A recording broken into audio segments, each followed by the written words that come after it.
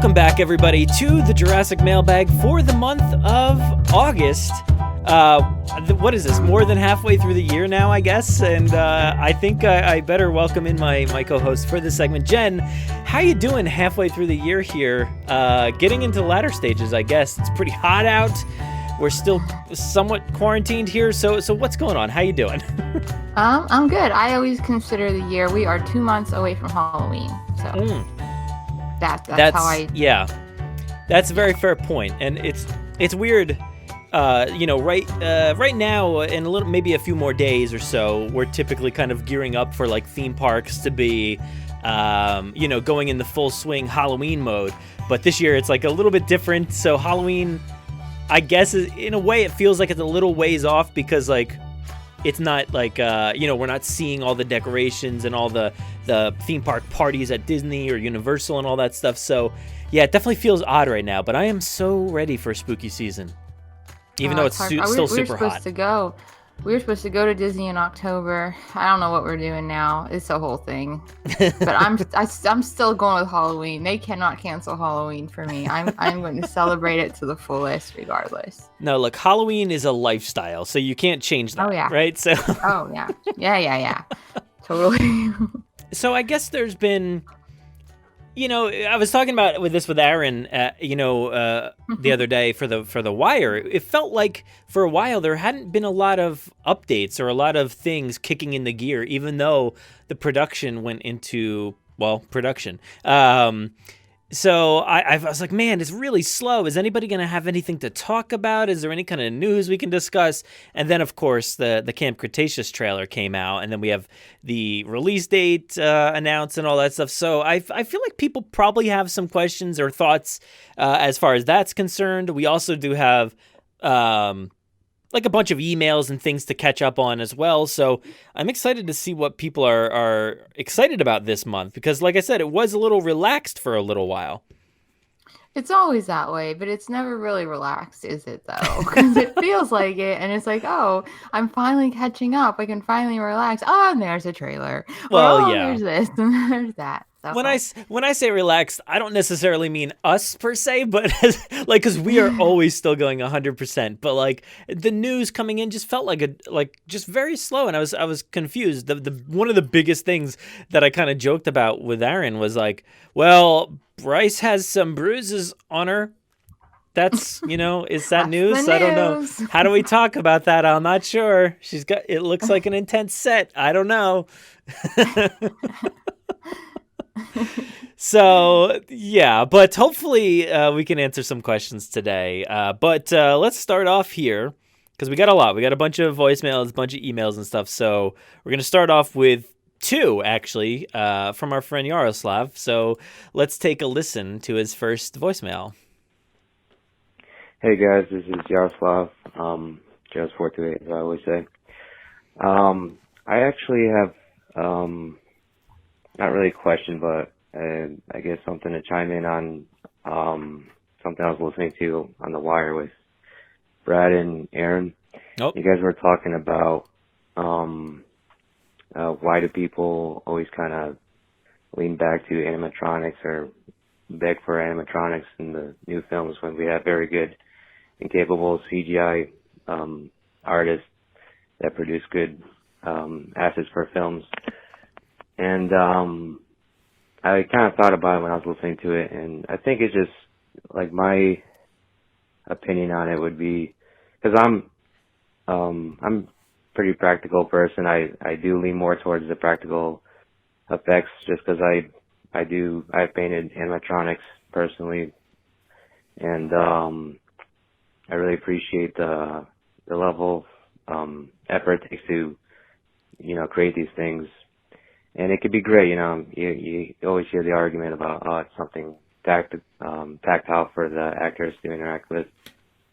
And that's very true. But aside from that, I think in terms of like what the original Park series, what they were doing, I guess, right or well, was they were dividing the workload between the post production and the actual production in terms of, they had very adequate animatronics that they were filming with, and they pretty much got the scene that they needed finished, just maybe some color grading, some sound effects, etc.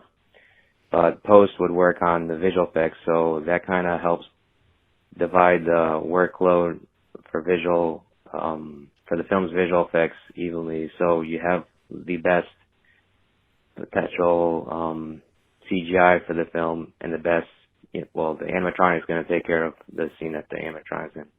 So if that kind of, if that makes sense, that's where I'm coming from with it. And it's nothing to say like CGI shouldn't be used. Obviously, I love really good CGI, but I just think it's not fair for either art form to kind of dominate if they can both serve and produce a really good end product. But anyway, I just wanted to give my point of view on that, and I'd be interested in what you guys have to say, if you have any thoughts on that, and also maybe if you want to bring that up to Aaron. So that's where he was cut off. Let me start up the second one. Hey, this is Yaroslav.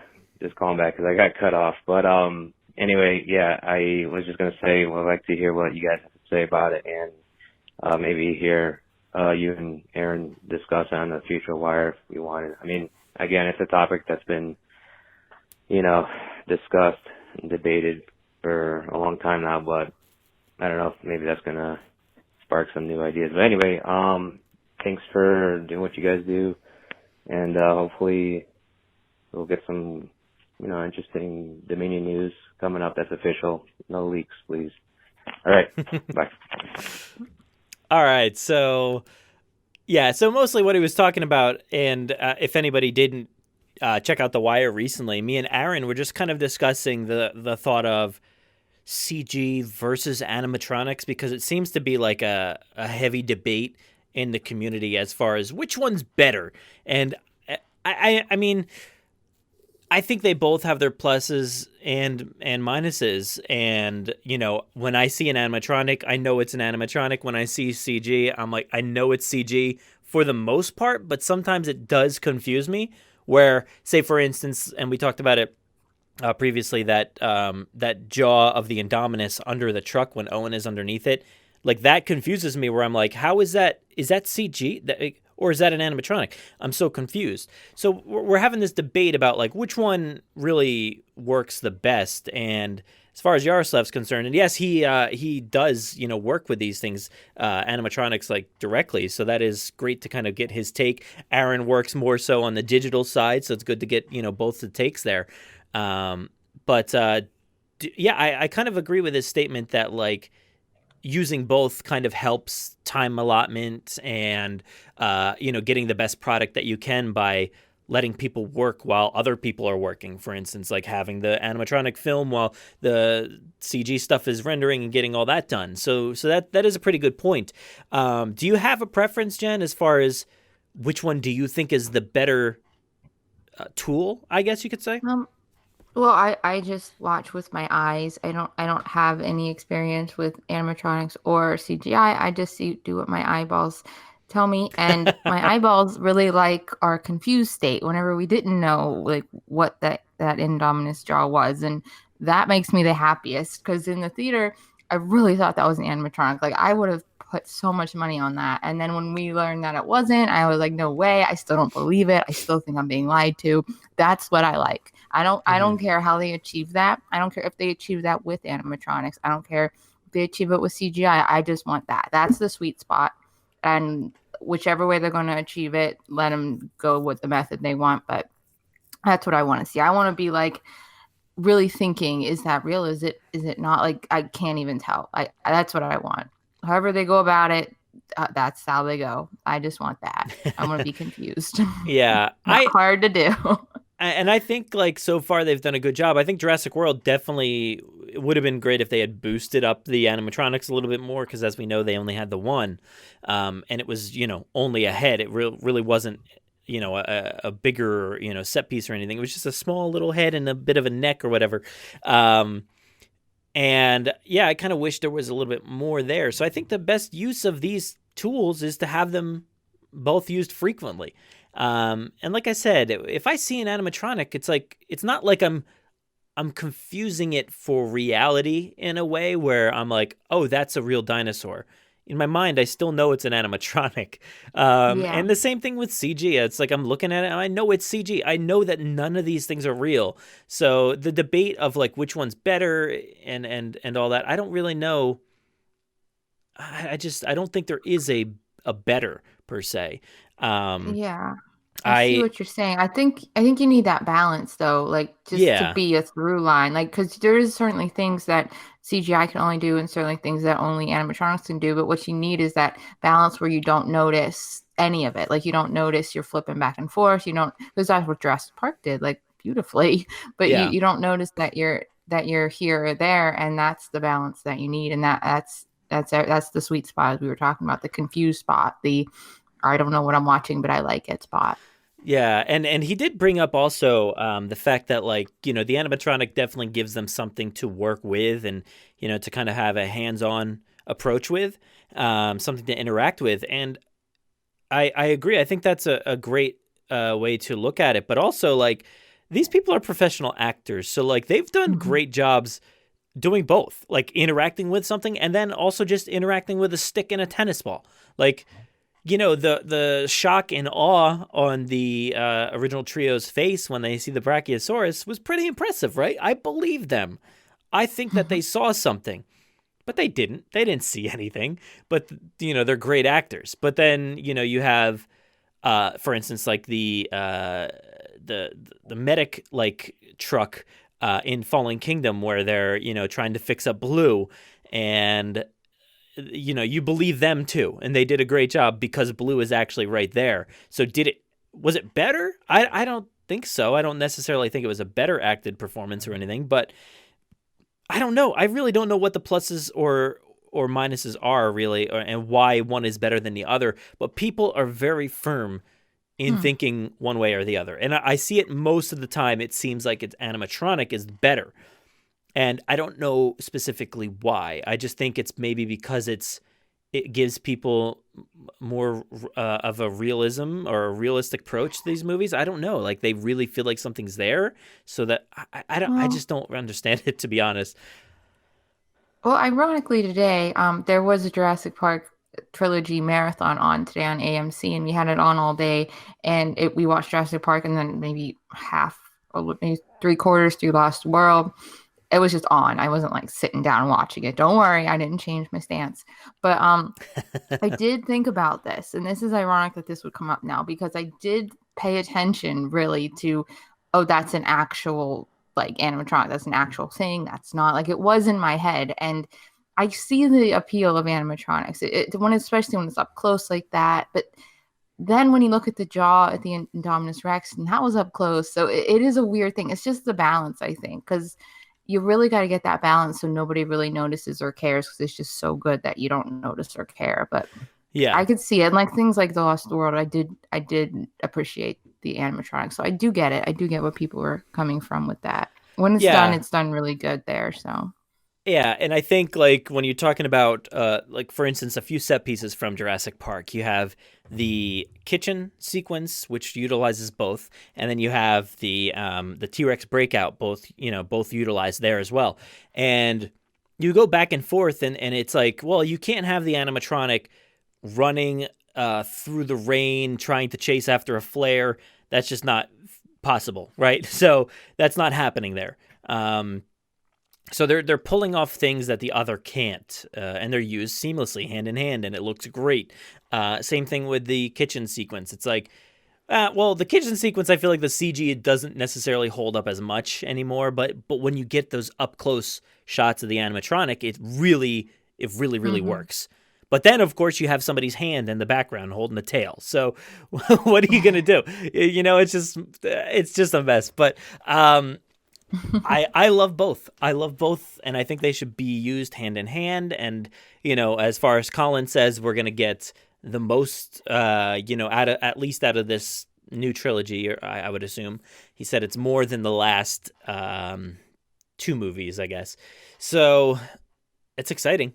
I'm very excited to know that there's going to be a lot of animatronics here, and probably a lot more dinosaurs, maybe some new stuff. I'm excited to find out. Yeah, I feel like there's going to be a lot of them and different types and all sorts of things. So that's good. Yeah. Yeah, so let's move on to our next one, which is, let's see, this is a voicemail from Rowan. What's going on, Rowan? Hey guys, it's Rowan. Hey, I just saw that Camp Cretaceous trailer on your Instagram, and I thought it looked really cool. And I was just thinking, man, that's going to be fun to watch with my boys. I have 3 little boys. The 2 older ones will probably really love it, especially my oldest. He'll be almost 6 when it comes out. And he just loves Jurassic World. I'm jealous that these kids, they're getting so much Jurassic World material to watch.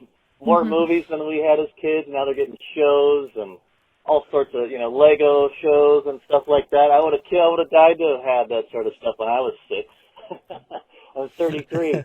So, Brad, I'm sure you're right in the same boat. You would have been, like, all over it when you were that age.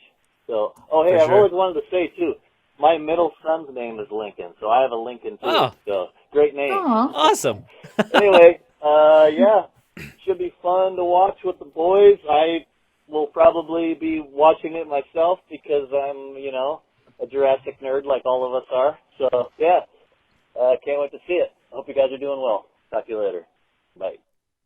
Awesome, dude. Yeah, that's awesome. I didn't realize you had the same name for your kid. That's really cool. And my kid just turned 3. I showed him the trailer the other day, and he was just like, "Oh, that's scary." He saw a few moments, I think, with like the Indominus or the Carnotaurus or something, and he was just like, "Ooh, that looks scary." I'm like, "Yeah, it looks really scary." And so I'm sure we'll sit down and watch it together. I don't know. Maybe I'll try to watch it first to see if it's like something that'll scare him, but we show him all kinds of stuff anyway, so I don't think he'll be too fussed about it. But man, I am so excited to sit down and watch this. Jen, give us your take on the trailer. Did you have any thoughts right off the bat? I mean, I enjoyed it. I enjoyed it. I didn't know what to expect really, and I knew. I mean, we knew it was animated, but that was about it. And I liked what I saw. I liked the music. I mean, obviously it's just kids, and we knew all that part, but the dinosaur part's really cool. And the T-Rex bursting through the gates was cool. Like, I had a lot of feels through it, and we're definitely going to watch it for sure. And I'm excited for it more than I thought I would be, because I didn't know exactly what it would be. But I mean, I think it is. I mean, it might be scary for kids, which is nice, because that's what Jurassic should be. It's always supposed to be scaring kids, right? So that's on the right track. But I'm excited for it. I gave me more feels than I was expecting, and the music was cool. And yeah, I liked it. I liked the scenery. I liked the whole thing. Yeah, I'm actually really interested in the music. I don't know what it was that we heard in that trailer, like who produced that, whether it was, whoever's composing or not. I don't know. But sometimes with trailers, you just get like, a composer who's not necessarily attached to the project. But I'm really excited about the music because there's so many different themes, and every time a new movie comes out, I'm always like, oh, what old themes are they going to use? What are they going to use here or there? Mm-hmm. And we saw kind of like a lot of references and kind of looks to the past. So I wonder how much they'll utilize some of those old themes. So it'll be interesting to hear. But yeah, the show looks like a lot of fun. And as far as the scare aspect, I've seen a lot of people discussing this, that the show needs to have deaths. and I've even heard a lot of talk about the people wanting the kids to get eaten, and I'm like, yeah, I've seen that. I don't understand that. Like, that doesn't make any sense to me. That's I'm going to say I can nearly like 100% guarantee that will not happen. It never happens in Jurassic now. I just don't think that's going to happen at all. If I'm wrong, I'll say so, and I'll come here and I'll apologize, or whatever I need to do to say that I'm wrong. But I don't think I'm going to be wrong there. And as far as like people getting eaten and just that terror, I think they'll have some fear and some scares in there, but I don't know. Like, as far as the deaths go, I could certainly see some stuff happening off screen. I was And we just gonna saw, say that. yeah, we saw in the trailer itself there was like a walkie-talkie or something like that on a table, and it kind of cut out, right? And people were saying something, I forget what they were saying, like calling for help or something, and then it just kind of cut out. I kind of expect a lot of stuff like that where like you don't know what happened on the other side, but like in your mind you're like, oh, that person just got stepped on or something like that. But I don't know. I just don't necessarily see a lot of deaths or anything like that. It's a kids show, something that I think entire families can enjoy, and I know a lot of us older fans are hoping to enjoy this as well. But you got to remember that it's not really made for us per se. Yeah, I don't like seeing deaths in movies anyway. I mean, I'm a horror lover, of course, but I don't know. I just kind of am like, yeah, okay, it happens, whatever, and I move on with the story. It's just a scene. So they're probably going to do a lot of the cutaways and like the walkie-talkie thing, as you were saying, and that's fine with me. That's fine with me in a kids movie. That's fine with me in a horror movie. It doesn't really do much for me. It's just more about the suspense and then the story and things like that. So that's what I'm going to be focusing on. And I think it's going to be scary for kids, which I like. I like that it could push that. I mean, it won't push it too crazy. No deaths on screen, I don't think, but it is going to push it, I hope. And yeah, I'm really excited for it. And like you said with the music, I didn't think about that theme, the themes and stuff you were mentioning until the trailer. It didn't even cross my mind what music they would use or that it would be Jurassic Park music. I mean, of course it would be, but it didn't even cross my mind until the trailer played it. And that's when I kind of got feels like, wait a minute, this is a Jurassic series. Of course it's going to have some kind of music. And it might have Jurassic World music in there too, which is fun. So I'm looking forward to those different themes that you mentioned. Because I didn't even think about it until it started playing. I was like, oh my, Yeah. this is going to do stuff for me. Okay. And I think like the themes like really sell whatever the thing is as Jurassic. Like if it's a new movie or a video game or whatever it is, if the theme is there, it feels like it's really a Jurassic product. And yeah, there definitely has to be Jurassic World themes in there. For instance, in the trailer, we see the kids traversing the island to get to the camp, it seems like, right? So it looks like they're in that big 6-wheeled truck. And they're, traveling through the jungle and everything. I would kind of expect that same, man, I'm blanking on the title of the song, but, the track that's in there in Jurassic World when like Claire is kind of traveling through the helicopter and stuff like that. And you're kind of cutting in and out of different scenes. I kind of expect like that track to be used there, kind of showcasing the island and how beautiful it is and what there is to offer and stuff like that. Because that's how it was used in Jurassic World. So I think they'll utilize the tracks in the same way. Even like Jurassic World Live Tour, it excelled so much with the use of the themes, and they had somebody kind of rework a lot of the old scores and also add some new flourishes in there, and it was used so well. So I can't wait to see what's happening here with this show. I would assume it's not going to be 100% of the time. Like it's not going to be like a Michael Giacchino score that you'd expect, but I'm sure there'll be some other elements in there that are not Jurassic related, but yeah, it'll be there to pull you in though, to make you remember what you're watching. Oh, for sure. Yeah, it has to. Yeah, so I'm excited. I can't wait to watch with my kid. But yeah, so let's move on to the next one. This is from our website. This comes from Andrew, and it says, "Our Rex is bigger than yours." So, message is, "Greetings, Brad and Jen. I know this topic has been brought up before, but I was just listening to the tracks Costa Rica Standoff and Our Rex is Bigger Than Yours from the Jurassic World score." This is so funny. Everything's tying in. Yeah.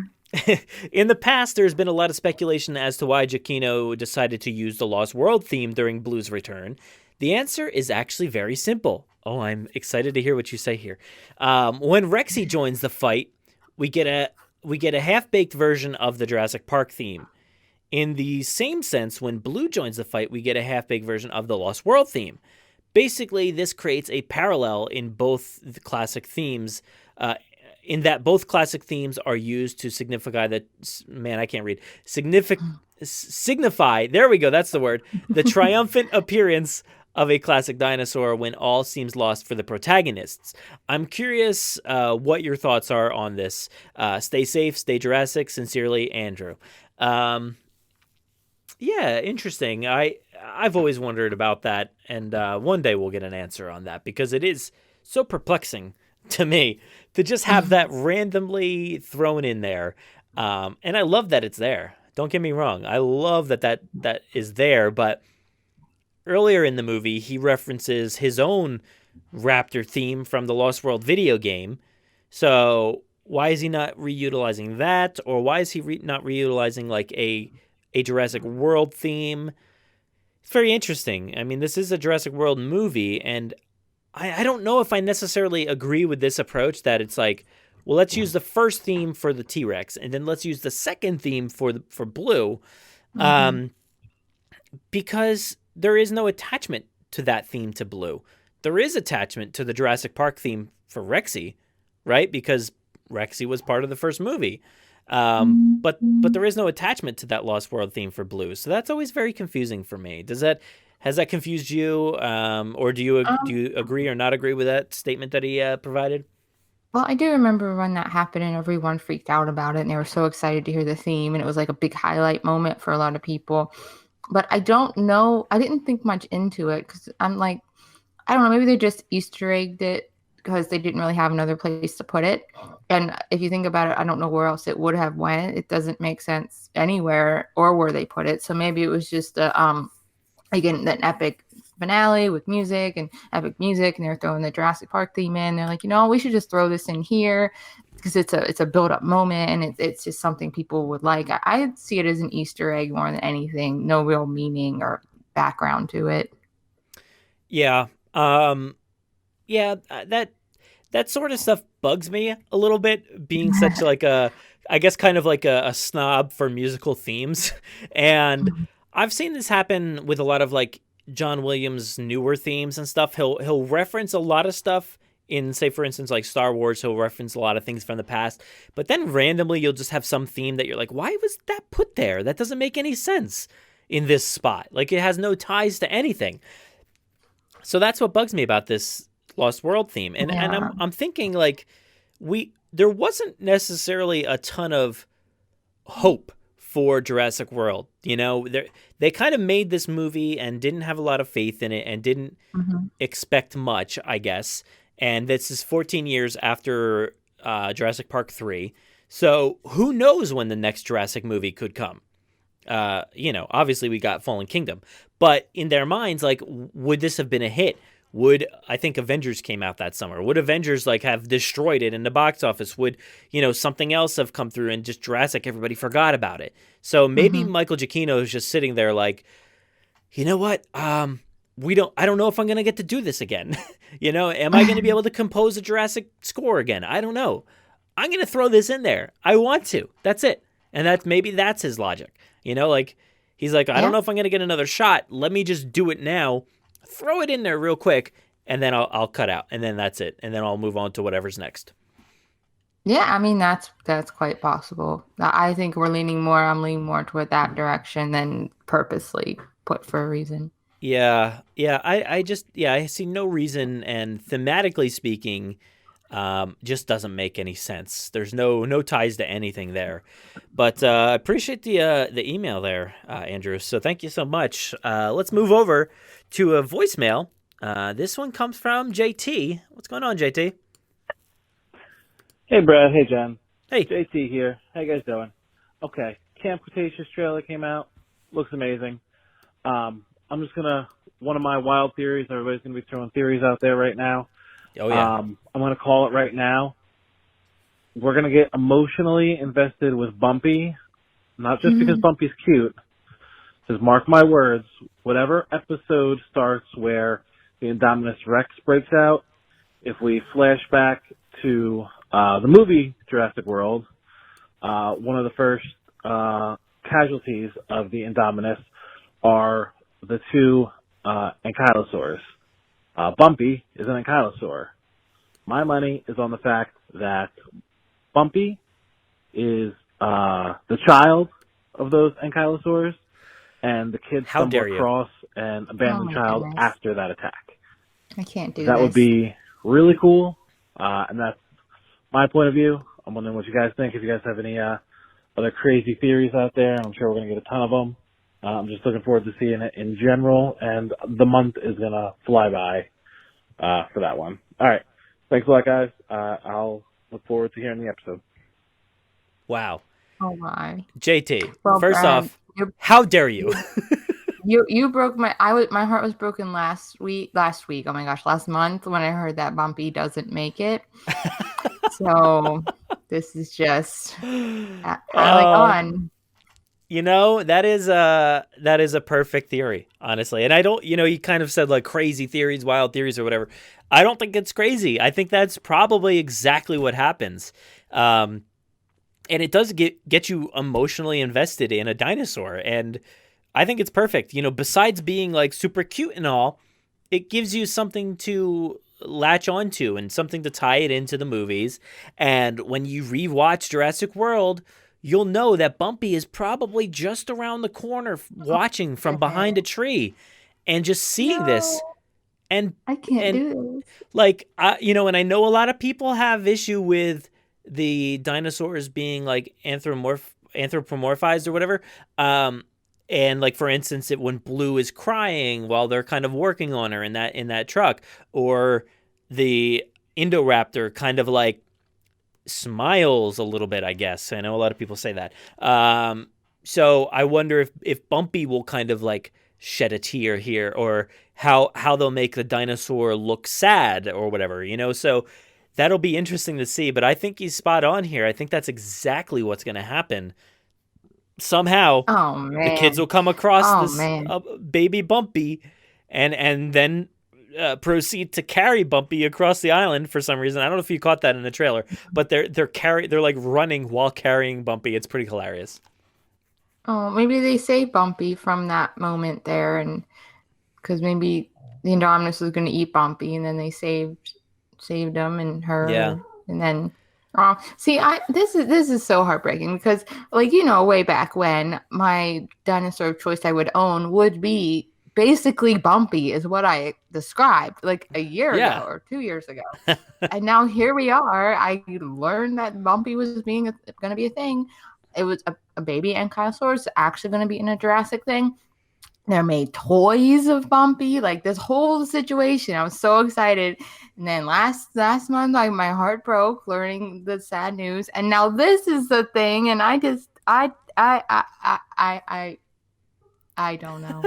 This is just so sad for me. Yeah. Well, look, I like throwing like my wild theories out there that like Bumpy's the villain, or that Bumpy's gonna get killed off, or some silly stuff like that. And that's never gonna happen. That stuff probably. I don't think Bumpy's gonna get killed off, and I don't think Bumpy's really a villain. But I definitely think that JT's onto something here, and that is guaranteed. I think like I said about the no kids dying, from dinosaurs in this show. I'm gonna say I guarantee that's the child of that poor ankylosaurus. That is really traumatizing.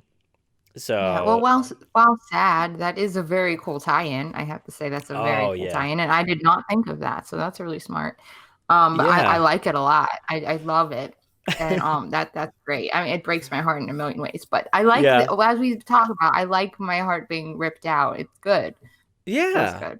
Oh, and yeah, absolutely. And I think like, in a similar approach, like Jurassic World Fallen Kingdom, gave so much backstory and life to the Raptor squad. So when you see them just annihilated in different ways in Jurassic World, you're like, you're just ripped apart, and it hurts. It really hurts to see a Raptor just rocket launched, and you're like, oh my God.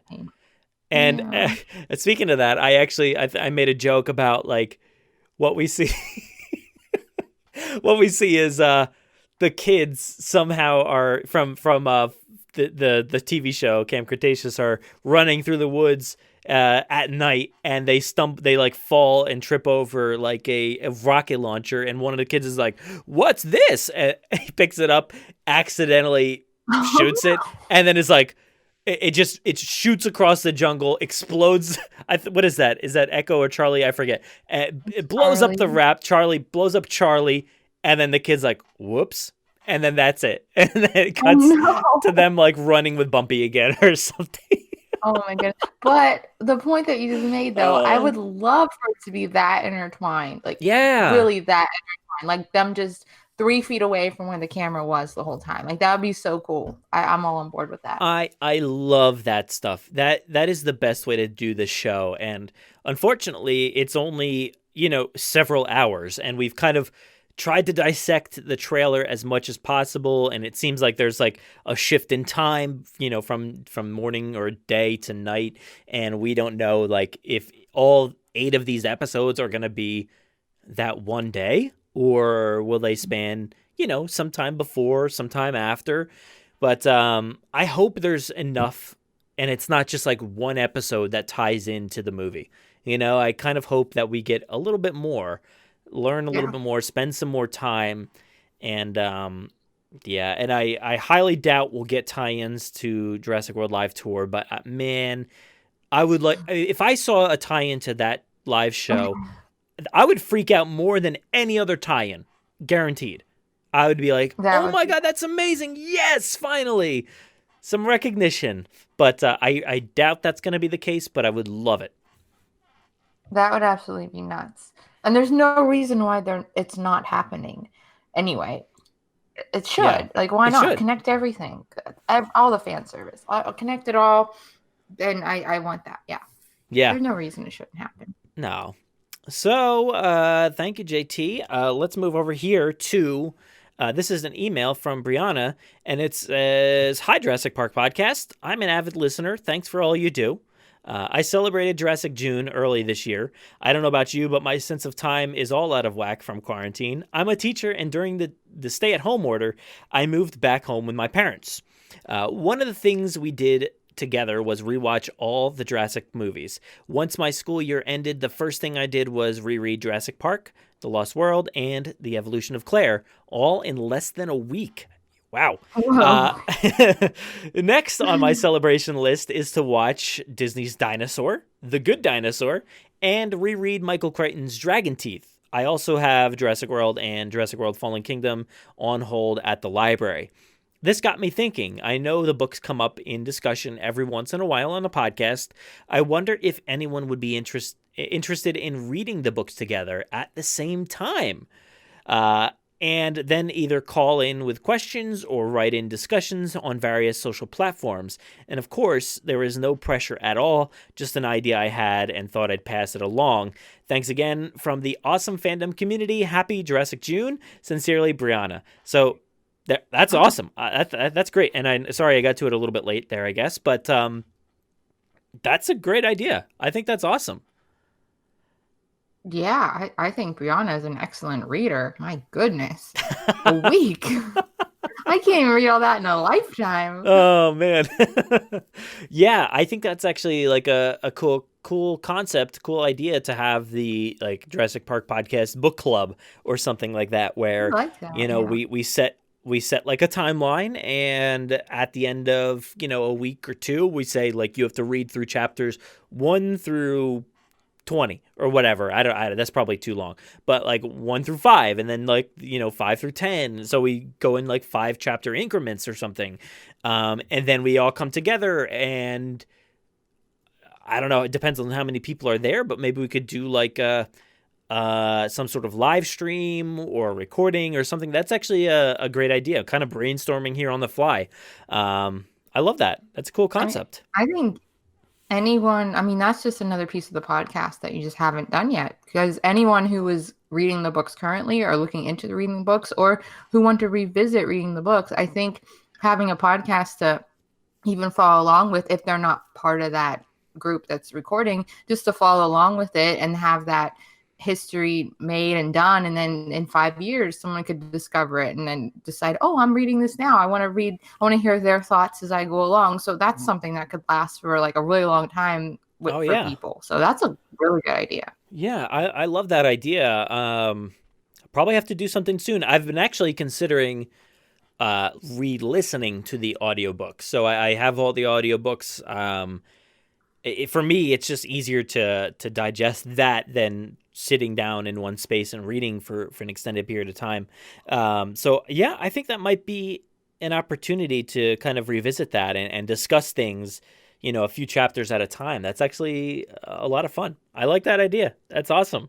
Yeah, I'm surprised that it hasn't come up until now because that is a really good idea. Yeah, yeah, that is funny. I have seen like, uh, I don't know. I actually haven't looked into it too much, but every now and then I see like a Star Wars book club come across my timeline on Twitter, and I believe it's like a video or a chat of a few people. So I might have to look at what they're doing and try to see if we can do something similar. I like that idea. There you go. Let's put that on the list. I'll put that there. Brianna, make sure to hit us up again, and we'll see what we can do there. But yeah, let's move on to our next voicemail here. And I did not catch the name. Maybe it's in there somewhere, but I only usually listen to the first 3 seconds to catch a name. So let's check it out. Hi, guys. I'm just wanted to give you guys a call in. I saw that we're looking to discuss some of the stuff that's been going on. And Oh, yeah. I just got to see the new Camp Cretaceous trailer, and I thought that was pretty darn neat. Yeah. I'm actually a paleontologist myself. Seeing all of these dinosaurs that they're going to be inserting is kind of cool, and I can't wait to watch that with my nephew. One of the things I'm wondering is, are they going to really insert that into the stories they're already telling with Jurassic World Dominion? If you guys have been following that, I saw that there'd be some involvement. Sounds like there'll be involvement by Biosyn, InGen's arch rival company. And I'm kind of wondering if Camp Cretaceous might be the place where they kind of insert some of that corporate espionage before Dominion even comes out. Just because, I don't know, playing Jurassic World Evolution and things like that, I see that like Woo and InGen are kind of already, I guess, preparing for intervention by another company. And I think Biosyn got mentioned by name a few times. So I'm just interested to see if that goes in that particular direction. I mean, I know it's a kid's show, but I mean, if it goes the direction of Clone Wars, the way Clone Wars did for Star Wars, who knows what they'll insert in there. I don't know. Food for thought. Thanks for taking the call. Later, guys. Awesome. I love that idea. We obviously have been talking about intertwinement a lot here today, and I think that is a nice way to kind of set things up for the younger audience and older audience as well, but just kind of reintroduce things and get people used to Biosyn and certain names here or there. For instance, I could see maybe somebody else stayed on the island. Like if these kids are trapped or stranded, maybe they come across somebody else who was doing something nefarious, off on a different part of the island. So that could be interesting to see if that happens. And, maybe they listen in to a conversation and they're like, Biosyn's going to be mad that we didn't get those samples or something, and they're like, who's Biosyn? And then it just kind of like, refreshes everybody's memory. So I love that idea. I think that's pretty good. Yeah, I mean that's what's great about a series like this, that they should and can be able to do these sort of things. Like we were saying before, throw in Jurassic World Live stuff and throw in stuff that we might need for Dominion just as a refresher and just stuff like that. I mean, that's what it's for. I mean, just go for it.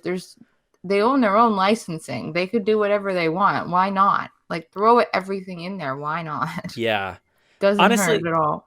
If they had a moment where like Vic Hoskins is there and you have like Vic Hoskins #2 guy, I don't even know if he has a name, just that guy. That guy had that like a vest on.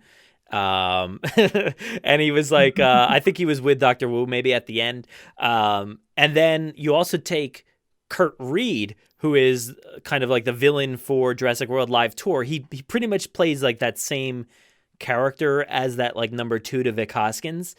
And then like you tie in Biosyn with them or something like that could be interesting. Like if they just tie in all these different things, all these different characters, man, I'm getting way ahead of myself. I just want this to be like the biggest canonical tie-in in the history of Jurassic and fix every plot hole and unconnected detail that ever existed in this series. And it probably won't do even a fraction, but it should. Like, why not? Why not do it? The thing is, this is what these things are for. It's possible. Like if you had the right people, and maybe I'm sure they are very qualified individuals and very good at what they do. But I'm just saying, like if you had the right people writing this and connecting these dots, like a story group, somebody who kind of intertwines literally everything from the movies to the books to the viral marketing to the TV show. Whatever it is, if you had somebody tying in all that stuff, even to the live tour stuff, it could work and it could be possible to have this epic show that ties into everything. So I know, when it happens and none of this stuff occurs, I'll get my hopes up and I'll be like, man, oh shucks, it could have been something.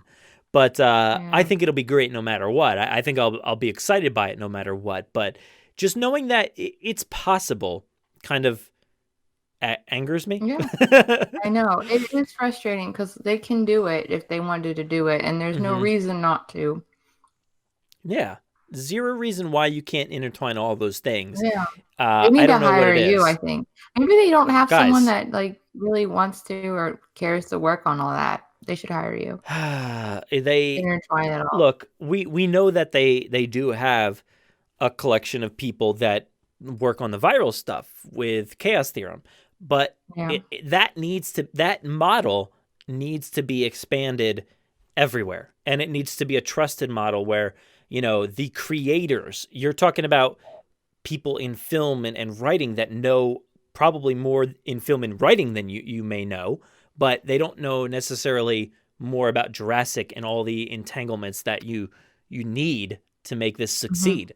So unfortunately that position doesn't exist. And, there is no hierarchy of like, oh, we need to check with this person. It's, oh, we need to check with Colin. But I don't necessarily think he's connecting all these dots, unfortunately. Maybe I'll be wrong. And if I'm wrong, I'll come here and apologize and say what I need to say. But I'm gonna guarantee again. This episode is just gonna be me guaranteeing everything. But I don't know.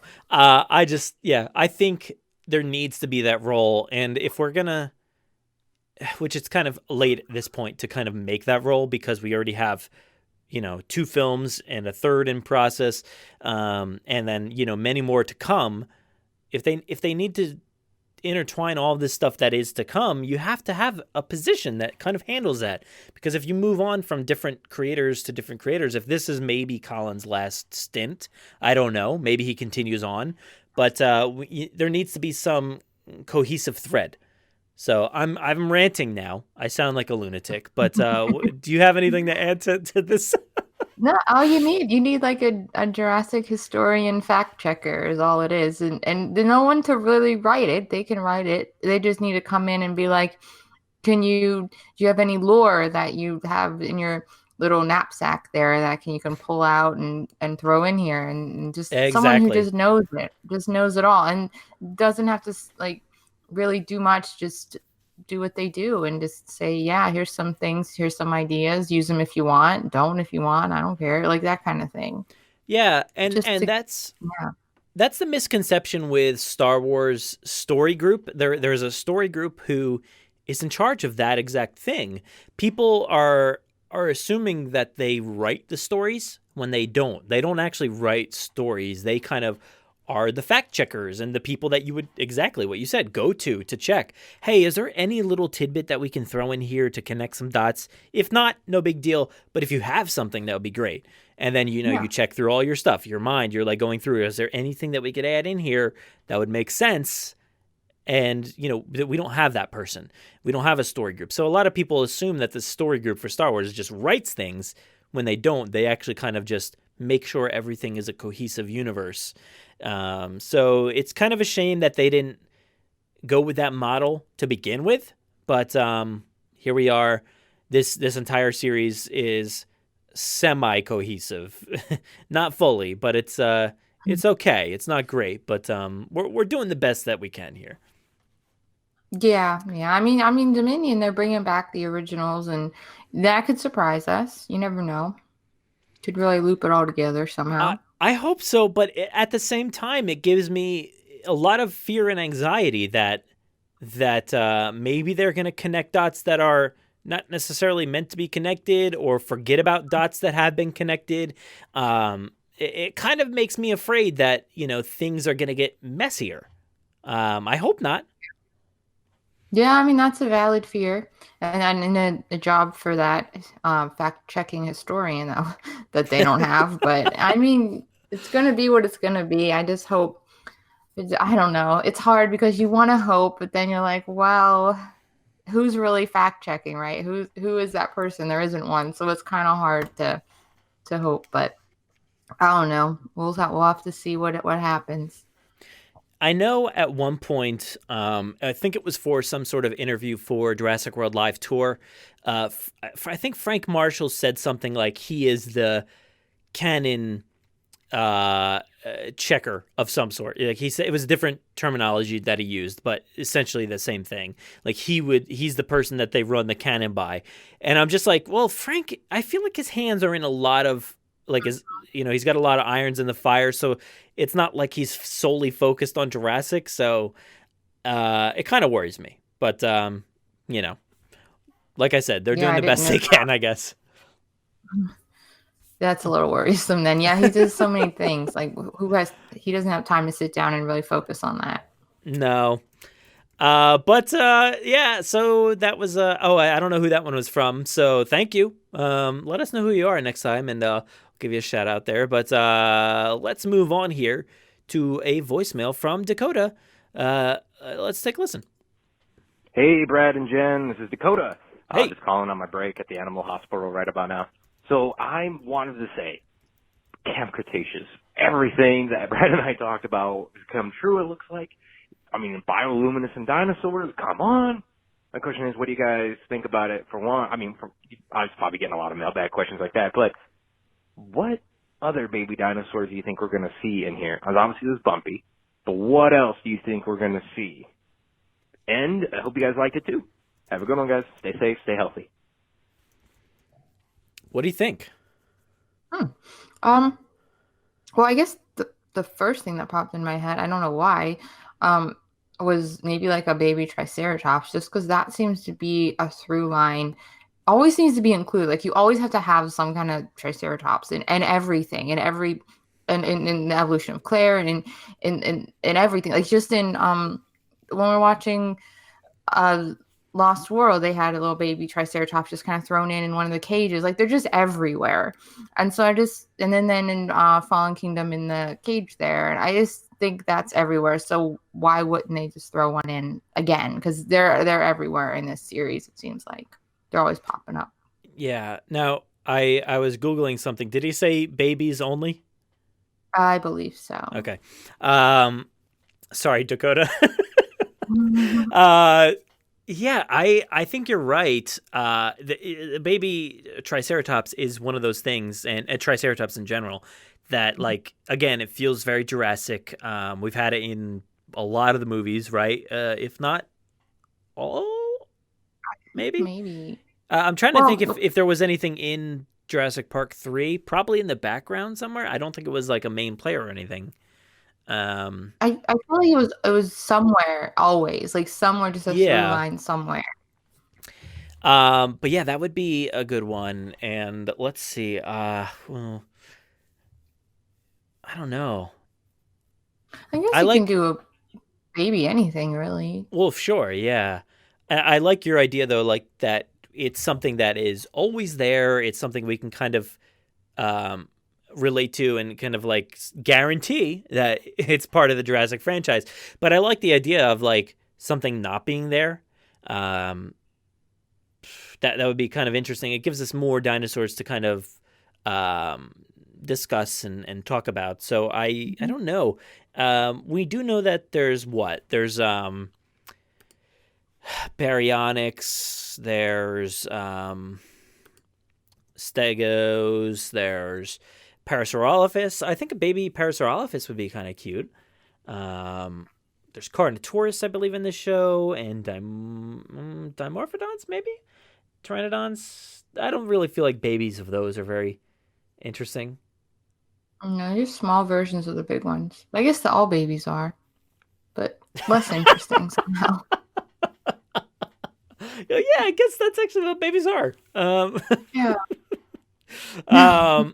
I just want to see more baby like brachiosaurs or like long necks. I just love those. Like, for instance, that I don't know why I keep saying that, but the one that was in Jurassic World, that Bryce's son, right? Is that who hugged it? Yeah. It was like I think it was an apatosaurus, but that is so cute to me. That long neck just getting hugged. I love that. Yeah, and again, in the petting zoo, the baby Triceratops was heavily focused. So Oh yeah. it's everywhere. Yeah. Ah man, that would be cool if we got a glimpse of that little like paddock or whatever that was right there on Main Street or right around there. I can't remember if it was like any shot of like a gate being open or anything during that moment. But man, it would be cool if like the kids came across it and it's like kind of like everybody vacated the area but left those dinosaurs in their cage, and the kids are just like, let's go play with them or let's release them or something like that. That'd be interesting. I feel like what did happen to them? So yeah, and that's always the question. I actually saw somebody ask a question on Twitter today about like what happened to the dinosaur eggs in Jurassic Park, like the baby raptors and stuff like that you saw in the the Discovery. Oh man, what is the name of these things? The Visitor Center. I said innovation, so that's Jurassic World. I said Discovery, that's in a theme park in Orlando, and Visitor Center is the right one. So, like, at least you didn't say interventions or something. Yeah. That's Epcot. Is it anymore? Does it exist? I don't. It doesn't really know. So yeah, but that would be interesting if they kind of revisited that and showcase what happens to all these dinosaurs over time. And I've always wondered that, like, it has to be like kind of gruesome. There has to be like cages that are just left closed and dinosaurs were left in there while people vacated the island. I don't know. This is basically Disney's Discovery Island is what you're describing. You guys don't go there. There's lots of dead dinosaurs on that island. You don't want to go there. Dead things. But like, what was my thought? I definitely had a thought. It's so late to have a thought, but I know I had one. Oh, like what if the little petting zoo ones were like grown-up versions in Fallen Kingdom by then? Yeah. And actually that kind of ties in. I saw somebody, I don't know who said it, sorry, but there was like some reference to the like one that you see in Fallen Kingdom, like either escaping or maybe the one in the cage, like the one that they do in the auction. Maybe one of those are Bumpy. that's kind of interesting too. I don't know how you would relay that, but it's like all this more shared universe connected, all these ties. I love all that stuff. So if it does end up being Bumpy on the mainland, that would be cool. I agree. But yeah, that would be interesting. And to learn stuff like, like the kids stumble across some paddock that's labeled Nasutoceratops or something like that. That would be pretty cool to kind of give Battle at Big Rock some weight and to give us the answers to questions like, that they were there. It's not just some dinosaur we made up because it looks cool or not made up, but you know what I mean? Like just threw in there because it looks cool and it was never in another movie. So we'll have to answer it at some other time. So I think that would be a perfect place to answer those kinds of questions. Yeah. So it's all about tying together. Just if only there was somebody to do this, You are that someone. They just need to hire you. That's all. No, look, we need a team, so we'll set up a nice team here. But thank you, Dakota. Hopefully, we answered your question. Let's see. Next up, we have another voicemail, which I lost my voicemails. All right, so this one also didn't have a name. Let's take a listen. Hey everyone, I saw this on Facebook, so I thought I'd call. Not sure what to say other than I'm super excited for Jurassic World Dominion. I'm glad that they're. I hope everyone's safe during the production.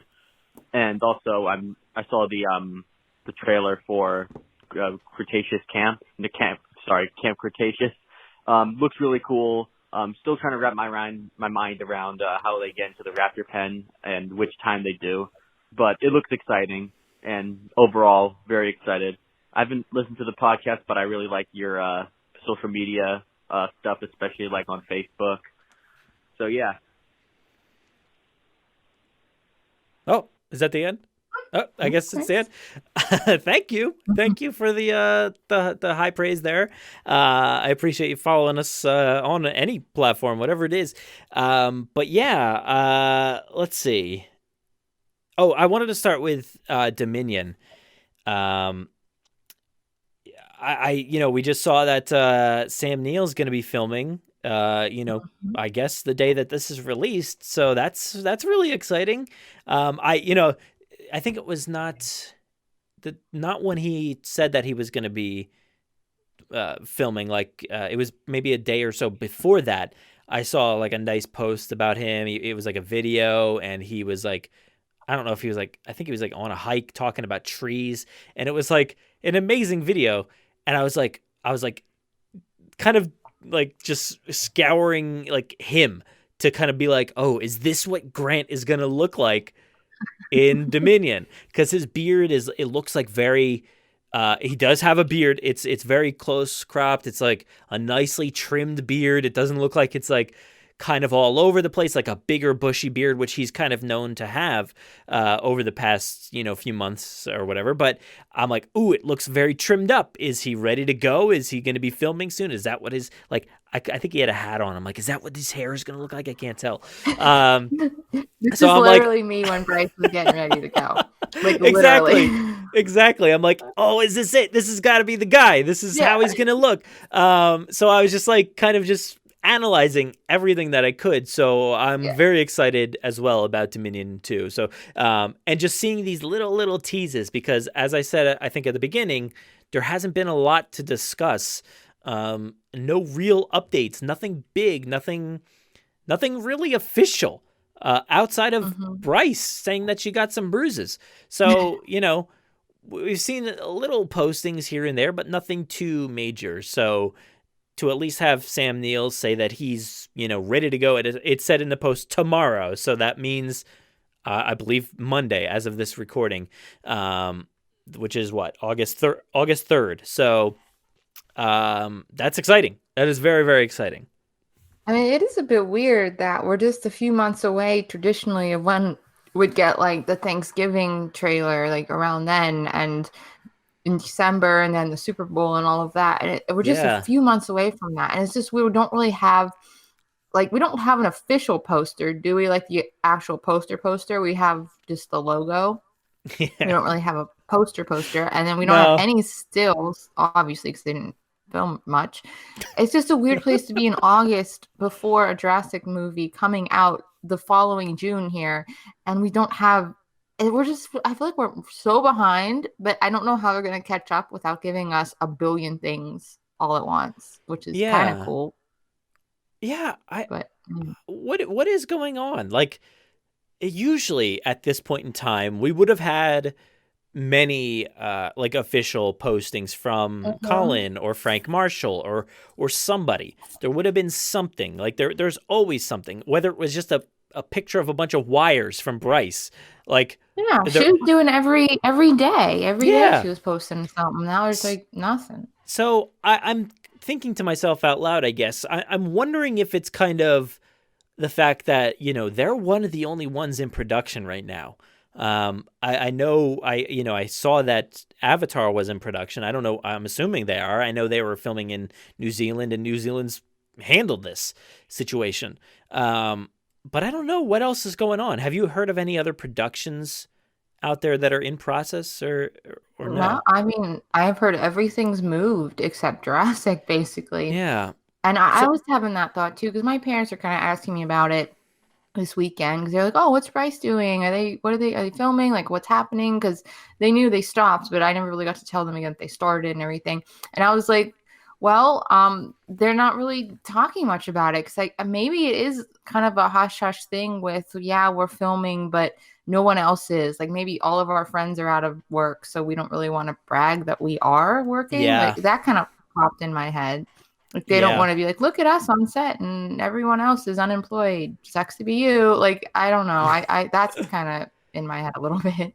Yeah, well, I guess yeah, you got to the thought before me, so that's what I was just kind of thinking out loud is maybe they just don't want to brag or show off or just kind of throw it in people's faces right now.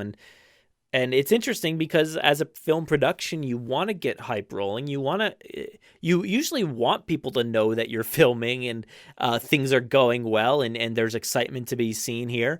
But yeah, I kind of understand that it's not really the time or place to be doing so. So that's Yeah. probably what's going on here. So I don't- like when does that come? Because obviously life is different now. Things are different. We can't expect the same things. But man, like I was so pumped for like for instance a big three picture. When they Hmm. start filming, and I don't think there's been any other postings, at least that I've seen. I don't know if Laura Dern said that she's starting the same day, or if Jeff Goldblum said he's starting the same day. But if they were all in their attire all together or whatever, maybe they just got them together for a picture, even if they're not filming together. I was expecting something on like that first day of them rolling for the big three. So I expect that's probably not going to come. But when will it? Yeah. When will it be okay for them to start discussing this? I don't know. Yeah, that's a shame. That's a shame because I do feel you're right. Because I do feel like in the last film we would have gotten that or something, and we would have gotten so many things. And it's just like I get it. I get that you want to be sensitive about it and everything, but man, what are we losing out on though at the same time? It's a weird balance because you're already losing out so much with the virus. Like everyone's kind of sad all around. So it'd be nice to have a few things like to perk you up a little bit and to kind of get you excited to look forward to something because everything is canceled like everywhere. Yeah. So that would be nice. And I get their end too that they don't want to brag, but I mean, you need a little bit of happiness here in life. You can't just restrict everything. So it's a weird balance. I get it though, but I would like something to just tell us, yeah, we're here, we're having fun doing this. We're allowed to have fun. It's okay. Like I just want that, I guess. Yeah, I don't know. it is interesting, that we just saw Comic-Con at home. So there was, a lot of film discussion and stuff. Even Colin Trevorrow was discussing the franchise and stuff. So I don't know. I don't know what the hesitation is in particular, but that's my best guess. You do have Zack Snyder out there posting like little clips and stuff of the which one is it? It's not Batman versus Superman. It's the Justice League, like the Snyder cut of that. So he has been posting some video, like getting people hyped up about his work on that film. So what's the difference? Why can they get that, but we can't get any kind of thing here? So I don't know. Yeah. I I don't don't know. know Maybe what it the was like difference a is. mutually agreed upon thing since when they started. They're like, well, that was just an understanding of that's just how we're going to approach this, I guess. I don't know. But that is a shame because there's so many things being missed out on probably right now that we would normally have gotten any other year. Yeah, we haven't really gotten much in the way of trailers for anything really. I mean, there's been some stuff here and there, and but it hasn't been that like weekly deluge of like content from other productions and other things. And I don't know, maybe the time will come soon, but it hasn't hit yet, and I'm just like, oh, when? Well, When are we gonna get it? When's it happening? I don't know. I do remember when they first started back. I remember Josh was like watching Colin's Twitter the whole day, like, okay, where's the start back tweet? It didn't happen. And he's like, well, okay, maybe later, and maybe he's just busy. Then a few days later, he's like, okay, when's Colin going to tweet that they're back? Nothing. And then he's like, weeks go by, and he's like, is Colin even going to ever acknowledge this film? So like, there's a point where you just gotta do it. Like you just have to. I get they did it. They made their point with their carefulness and sensitivity on the matter, but there just comes a point where everyone knows you're filming, everyone knows you're doing all of this, so just kind of embrace it. I guess there has to be a point. I don't know when that point is either, but it has to be soon. Yeah, I don't know. I mean, the only bit of discussion outside of him talking at the Comic-Con thing was the fact that story popped up from the Sun saying that, some people tested positive and that they're going to shut down. And that, I feel like that was the only time that Colin like acknowledged it, was like, nope, everything's fine. Everything's good. Glad they retracted that story or whatever.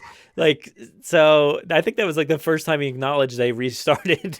But I don't know if they're just like not looking for negative discussion as well. If they do come out and like, I don't know, are they not looking for any kind of negative press or just no discussion whatsoever? I don't know. Bummed. They can't stay silent forever. No, it's gonna have to happen. It would be nice to get some positivity, like you're saying. If you don't want to say anything, that's fine, but it would be nice to have some positivity and things to look forward to. But also maybe they kind of want to wait until Camp Cretaceous debuts. I don't know. Maybe they don't want to tread on their own toes too much, but I don't think it would. I don't really think so. Not at all. They're two different things, really. Two different productions, two different sets of people. Yeah. Yeah. Well, we need something I don't know. Soon. I don't know. I'm not sure if we covered everything from that voicemail. Was there anything else that you remember? I don't remember what the voicemail even said. Oh, I don't no. know if we answered I think anything. It was just hype for Dominion, hype for Camp Cretaceous, and the posting on Facebook and stuff. Well, instead so of hype, we were just like, this is depressing. Give us a picture. Oh man, we are hyped over here. So let's move over to our next post here. This comes from our website, and it's from Jay Quinzel. And I guess I don't think I read this one, but I can't be sure. This has happened to me before, where I've read something or play something that I've already done. But the subject is May's mailbag, so it's now August. So I apologize. Oh my. They stopped listening months ago. They're like, they're never going to read my question. Forget about these guys. It says, hey, JPP, just got through April's mailbag and mustered the courage to finally contact you. Oh, man.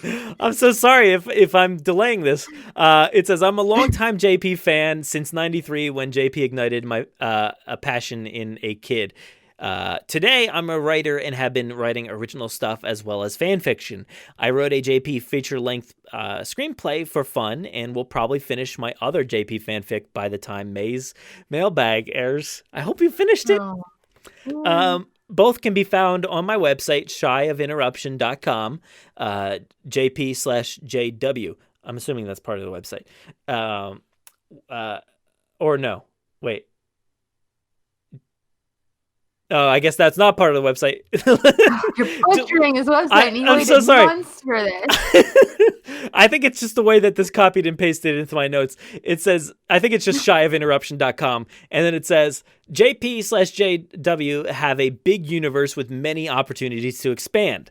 I'm wondering what my next JP fanfic should be. What kind of stories should I take on / explore? My screenplay takes place on Isla Sorna in 1993. My fanfic is prior to June 93 on Isla Nublar. Have you any ideas, or nope, that I can't read. Have any ideas you guys or fans would like to see fleshed out? I'm excited to finish my current fanfic and dive into a new entry in the JP fandom. Love your YouTube channel and started listening to the podcast recently, which is so good. P.S. My Jurassic World live show was canceled because of the pandemic. I'm bummed, but I understand why it was canceled. Do you know if they'll announce future dates after the pandemic? As soon as I can safely leave home, I'm hitting Universal Studios to ride Jurassic World a ride for the first time. There you go. Thank you, Jay Quinzel. Sorry that maybe I didn't read this before. Apologize for that. But thank you for the awesome thing here, and I'm excited to kind of learn what you think, Jen. What do you think? Well, I think I've said before in many fanfic discussions that fanfic is for so many different people with so many different ideas and scopes and things they want to see and points in time they want to see. What I want to see and read is probably not what he would like to write, but that there are people that I'm sure you'd probably be more on par with that sort of thing, because he's writing probably park lore and stuff like Crichton-y kind of lore and things like that. And that's more in your department. My department is not that. So what would you like to see in a fic? Oh man. Oh, well, I like the screenplay here that takes place on Isla Sorna in 93. That really is, that sounds cool. Like, I would like to know what's happening back then, because as we know that, like, Isla Sorna is the factory floor for Isla Nublar. So that would be really interesting to see what is taking place on Sorna in that time. And you know, maybe and I've kind of assumed this, right, that the raptor was taken from maybe Sorna, or was it taken from a raptor paddock? Because we do know that there is a raptor paddock on Nublar, so who knows? But like a situation like that, where you see the crate coming in, and you learn that it's from Sorna, and I kind of like that idea of learning what happened there, and just seeing dinosaurs transported to Nublar, and learning what kind of hazards took place and stuff. So he's already got that covered there. So what else? I don't know. I think the idea about like early John Hammond stuff, we talked about this before, but I like like stuff about early John Hammond, or learning more about Lockwood and kind of the conversations that him and Hammond had. I would be interested in that kind of stuff. I like all this old stuff. I would definitely be interested in new stuff too, but my mind tends to lean towards, this 93 era, or even before that. So that's probably where my mind is going. The fill in the blank kind of things, like the in-betweens and the befores and the prequels. Exactly. And honestly, if we're going to skip ahead, and I talk about it constantly, but my passion for Jurassic World Live Tour. Now, I know that is such a bummer that, you didn't get a chance to see it because it was canceled. And they, unfortunately, they had to cancel so many dates. But not to throw it in your face or anything, but like to see a fanfic written about those characters after the show is something I would be interested in. And I know that stinks because you didn't get a chance to see it, but maybe there's a way you can, see it online or something. I know people have posted videos, so keep your eyes peeled out there if you feel like spoiling it for yourself, just in case they, maybe they don't come back. I don't know. I have no idea what the future is for Jurassic World Live Tour. And I've seen postings from cast members and stuff kind of hoping that they get to do another run or get to come back, but I've never seen anything concrete. And I know that, the company, Feld Entertainment, had to let go of 90% of their employees, which is a huge bummer. Huge bummer. And I've reached out to my contacts, and I don't know if they exist anymore at the company. Wow, unfortunately. That's really sad. It's very, very sad. And I know a lot of these people are, just out of work and out of jobs as well. So I think they would probably be into doing it again if they had the chance, but we don't even have a future right now where that is possible. Because he said at the end of the pandemic, is there ever going to be an end of the pandemic at this point? I mean, we don't even know when that's going to be. I would say we'll get there. I think we'll get there. If I'm wrong, I'll come here on the podcast and say I was wrong. But That's the theme. I think we'll get there at some point. I just don't know if like is that too late, whenever that is to restart and get this thing going again. Who knows? Like say for instance that none of this happened, right? Which we've all been imagining, right? Over this past like however many months, we've all been imagining a world where this never happened. How long would Jurassic World Live have actually run? We knew that it was going to run well into 2021, but what was the plan once Dominion comes out? Were they going to continue doing that? I don't know, because like at that point, there's so many years. Like it's just like this ongoing prequel that is just set like in Jurassic World's timeline in a way, and yeah, that's pretty much when it's set.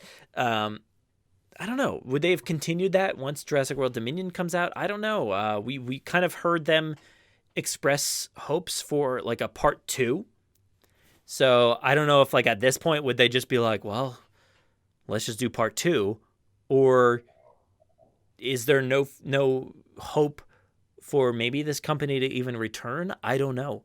And that's a real possibility, I think, is for a lot of companies to not return from this, this pandemic. So who knows if they even come back? I don't know. But I would just love to see them return. And honestly, if there is no hope of return, I really, really hope they filmed it in like a really good quality at some point. I would assume they did, but I don't know.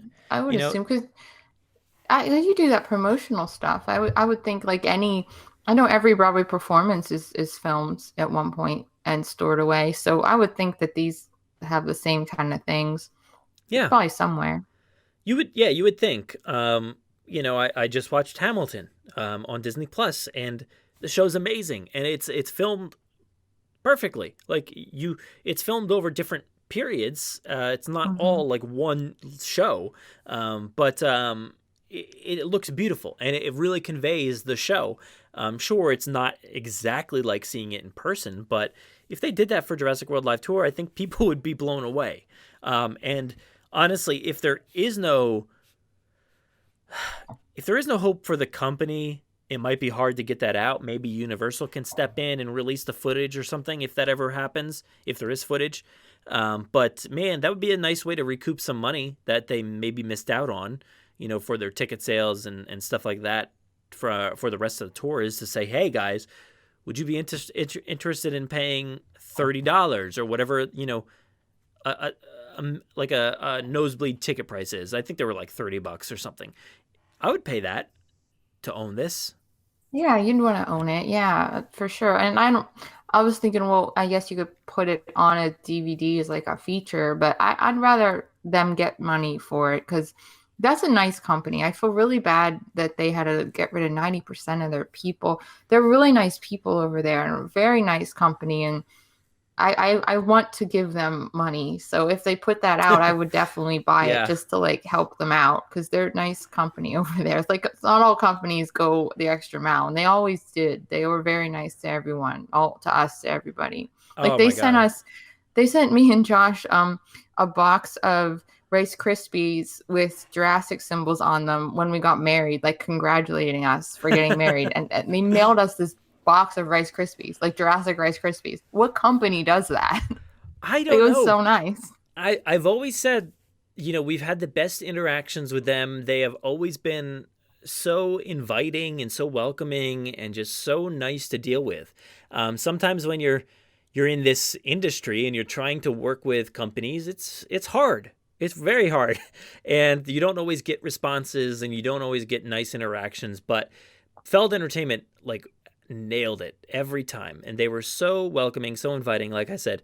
And I loved dealing with them. And I've always said to other people I've had conversations with that they are like the model for companies, other companies that I've dealt with that have not been easy to deal with. Feld Entertainment is the model. Why is not every company like them? Well, they're so great. So it's so heartbreaking. And of course, I'm constantly seeing like the postings from the cast members and stuff, I think recently they posted, a lot of the cast members posted like, oh, this was our first, big day or first practice or first show, whatever. No, it wasn't a show because we haven't hit that mark yet. But I think it was like their first like, rehearsals or something. And I was like, man, that's a bummer. The first time that they've all come together and now we're here and, a lot of them would have been still performing right now. So, man, what a bummer. So, again, sorry to make you feel worse about it, probably, Jay Kunzel. Sorry about that. We harped on that, and that whole thing, that's what we harped on, him missing Jurassic World Live. Look, we always take everybody's questions and just go our own direction anyway. So yeah.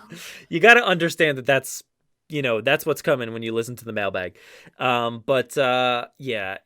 I don't know. Maybe we got to start putting some pressure out there to kind of hopefully get something released, or, if they have something, that would be amazing. But yeah, so thank you for writing in, and I think we maybe covered it. I don't know. But yeah, let's move on to our last one. I think this is our last one. Let me just refresh here, make sure nothing rolled in while we're going. No, we're good. This is our last one from Jurassic Dave. What's going on, Jurassic Dave? Hey, Brad. Hey, Jen. It's Jurassic Dave 93. How you guys doing this month? I hope you and your family and everyone's doing quite well. My question today had to do with Brad and Aaron's Wire from last month. On it, you guys talked a lot about CGI versus animatronic, how people get very excited when they hear animatronics are coming back to the Jurassic Park franchise. Mm-hmm. And the points that you guys made, I agree with what you said. I believe you guys landed on that CGI almost always looks superior to an animatronic and just looks better, and you guys don't really get taken out of the moment when you are looking at a CG character versus an animatronic character. I guess I was looking for your reaction. I believe you guys failed to address what might be the most important thing to me and others with an animatronic is the actor's performance and how it relates to an animatronic on set. I guess the examples that I had were Nick Van Owen with the baby T-Rex in the trailer of The Lost World, Grant on the Triceratops in Jurassic Park. I couldn't imagine those scenes with a CGI character such as a CGI baby T-Rex or a CGI Triceratops interacting and getting the same performance out of the actors as we did with the animatronic that we get in both versions of the final film. I go over to the Star Wars franchise, and you see early on with like Ahmed Best and stuff trying to portray a full CGI character. You can see some of the eye lines and things with Ewan McGregor sort of looking at Jar Jar doesn't really work. As time has gone on, they've definitely improved it in Star Wars with like K2SO. It definitely looks a lot better with the same type of like motion capture and stuff that they've done in those. But I guess bringing it back to Jurassic Park, I feel in the first Jurassic World film, there isn't a whole lot of chemistry between Owen and Blue, being that Blue was a complete CGI character in the first film. And the chemistry is definitely there in Fallen Kingdom when they bring in the animatronic in the scene where they're treating Blue for the gunshot wound. So I just really wanted your feedback. I didn't really get you guys to address that in The Wire, but how do you feel with CGI versus animatronic when you incorporate the actor and the performance that you get out of an interaction with a CGI character versus interaction with an animatronic character? But thanks a lot. Thanks for letting me get this long-winded question on here, and I hope everyone is doing well, and take care. You're right, Jen. This is full circle, and it always happens every time. Yep. How does this happen? How does this happen? I don't know. I don't know. How weird was it that every question kind of intertwined with the next one? Like how we were talking about the music, and then it went into that. And that was just weird. It's just been one of those. It just flows. I don't understand it, but it happens more often than not. Yeah. But yeah, and I like the instances that he brought up there, because the Triceratops, for instance, that is one that is impossible, I think, to convey without that Triceratops being there. And that sequence is certainly one of the best in any of these movies. And it is one of the most realistic. I even said from the standpoint of like the actors and stuff, I feel like they probably sat there and felt like this is a real place. This is real. Like everything about this is real. So you can't really deny that had to have an influence on that moment, right? Like, Grant actually being able to lay on something as it's breathing is another amazing. one, the Apatosaurus in Jurassic World. Yeah, and that one, it's interesting. I think I do feel like a lot of that, and we kind of know that it's been painted over quite a bit, that barely much of the animatronic is even there. So I kind of have that like in my head that like, a lot of that is actually CG'd over. But there still was something there. Yeah. They were reacting to what was there, yeah. Mm-hmm. To get the same kind of thing. Exactly, yeah. So, but if something's already CG'd, if it's something CG'd over an actual animatronic... You're making it too complicated. I know. That's just making it too hard. That's going too far. That's a step too far. But how is that different? No, I guess it is different. Never mind. If there was just a tennis ball there, they would just be looking at a tennis ball. At least they had something to look at, even if it was CG'd over. But I think, when me and Aaron were talking about that, it was kind of not necessarily meant to be a full discussion, but that's kind of what we ended up getting into.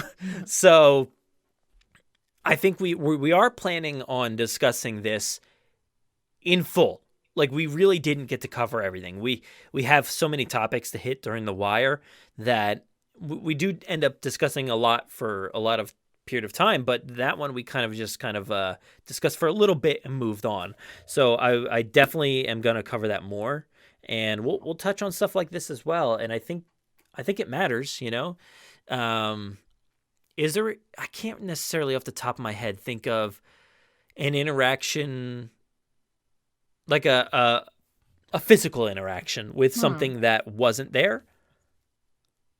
Can you think of anything off the top of your head? I know it in other films, but in Jurassic, I'm thinking about like Harry Potter or something. Isn't like in my mind, when you're talking about the thing on a stick, like Bryce's Pete's Dragon, there was not a single animatronic at all in that one.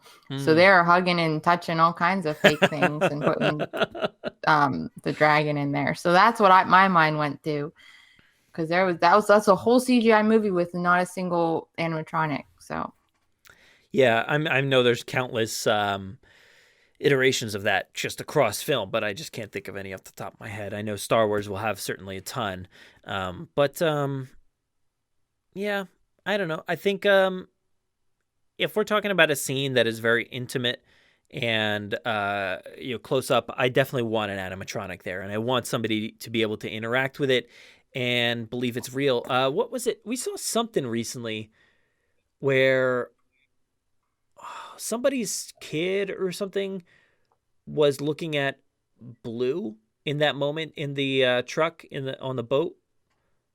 Do you remember seeing something like that, where the kid was like, "Oh wow," like watching it react? I think it was on like Bayona's Twitter or something like that.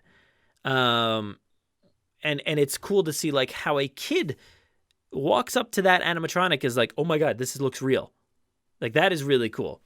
But yeah, I agree that I think that's the best way to go with that situation. But yeah, I don't know. We'll have to add more to that. I'll have to get Aaron and discuss this a lot deeper sometime. I like that thought about Pete's Dragon though, because that thing was pretty massive, right? And it's been a while since I've seen that movie. I mean, they interact with it a whole lot. I love that movie. So cute. Yeah, everyone should go watch it. I liked it a lot. It definitely didn't get a lot of love though, right? And I mean, it was okay. But the fun part is that Bryce filmed that right before the Jurassic World promo, like the promo tour. So she filmed that like in the spring, and then right before, like February to, I don't know, April or whatever. And so that Bryce in Pete's Dragon is like post Claire pre-press. So like her Claire hair is still growing out. So that's a fun moment in time for me. I know Dave brought up some moments like between Blue and Owen in Jurassic World. Yeah, I think I don't have any issue with how, the communication between the two characters and the emotion that's there. I kind of get it, like especially at the end when he's unclipping the harness from her head. Like I kind of like feel some love there and feel some empathy for those two. Does that get you or no? You know what? No, not as much. Not as much as the real animatronics. So yeah, I think there is something to be said about having a physical thing there, even if they CGI over it, like a really physical thing, not just like a head or something, like an actual full animatronic. So yeah, it doesn't get to me as much. No. Yeah. I'm able to trust in CG a lot of times where, I don't know, maybe a lot of people can't or won't or don't. There's moments where I certainly really dislike it. Like, for instance, it would have been awesome if there was a T-Rex animatronic on Main Street after the battle, after they won, in that really, really awkward shot with the T-Rex just kind of like leaning in, just kind of like hunched over. It's a really, really bad shot. Like floating there. Just kind of floating. If that was an animatronic, like I'd have no issue with that shot, but it wasn't. So I have a big issue because it just looks terrible and it's CG. Yeah. So yes, CG looks terrible a lot, but not always. I mean, it's that balance, that Indominus under the truck there, that is everything. That just shows you the illusion that can be created when done like perfect. Sure. Now, say for instance that was an animatronic. Does it change that moment at all? I don't think so. That wouldn't have mattered to me. That would have been a flawless either like transition between the two. That's what the balance is of any movie that can do that all the way through, whether it's CGI or animatronic. That is like whatever the goal. I think that's the goal that everyone's trying to get to in a film. And I think a lot of the issue people have with CG is that there are these moments that look terrible. Like, that just don't, that aren't up to the cut. Yeah. They're not there. Like I said, that T-Rex moment looks really bad. So in your mind, when you're like, going through your Rolodex of like CG moments, you're like, oh, that T-Rex, it's so bad. And then you kind of label, I feel like a lot of people do this. They just label everything as bad. All the CG is so bad, but it's not. I mean, there are some really, really beautiful moments. And right after that, at the very, very end of the movie, that CG of the T-Rex, like at the very end, climbing up on top is beautiful. And if you're watching that on like a good TV with like 4K or even Blu-ray, it looks phenomenal. Like it really looks great. That other moment still looks horrible, no matter what quality you're watching it. Yeah. You know what I think? I think you're right that people take moments like that and they're like, oh, CG is the worst. They should never use it. It's awful. It just looks bad.